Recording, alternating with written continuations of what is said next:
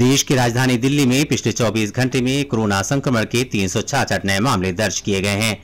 नए मामलों के सामने आने के साथ ही दिल्ली में एक्टिव केस की संख्या 1000 के पार हो गई है। पिछले 24 घंटे में संक्रमण से किसी की मौत नहीं हुई है और इलाज के बाद 209 लोग ठीक हुए हैं। दिल्ली सरकार की तरफ से जारी हेल्थ बुलेटिन में इस बात की जानकारी मिली है। दिल्ली में गुरुवार को कोविड-19 संक्रमण के 325 नए मामले सामने आए, जबकि संक्रमण दर 2.39% थी।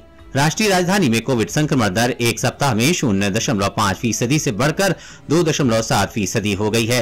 राष्ट्रीय राजधानी में कोरोना वायरस के बढ़ते मामलों के मद्देनजर दिल्ली के सभी अस्पतालों को सतर्क रहने की सलाह दी गई है। दिल्ली के स्वास्थ्य मंत्री सत्येंद्र जैन ने शुक्रवार को ये जानकारी देते हुए कहा कि वो स्थिति से निपटने के लिए पूरी तरह तैयार हैं। एक आधिकारिक बयान के अनुसार मुख्यमंत्री अरविंद केजरीवाल ने कहा कि सरकार स्थिति पर कड़ी नजर रखे हुए है। उन्होंने जोर देकर कहा कि अस्पताल में दाखिले नहीं बढ़ रहे हैं, इसलिए घबराने की जरूरत नहीं है। अभी चिंता की कोई बात नहीं है। बयान में मंत्री जैन के हवाले से कहा गया है कि दिल्ली सरकार स्थिति पर करीब से नजर रखे हुए है और सरकार कोई जोखिम नहीं लेना चाहती है। हमने अपने स्वास्थ्य ढांचे को पूरी तरह से बदल दिया है और इसके साथ ही दिल्ली में कोरोना के बढ़ते मामलों के बीच सभी अस्पतालों को सतर्क रहने की सलाह दी गई है। उन्होंने ये भी कहा है कि दिल्ली सरकार संक्रमण को फैलने से रोकने के लिए मरीजों का संपर्क में आए लोगों का पता लगा रही है।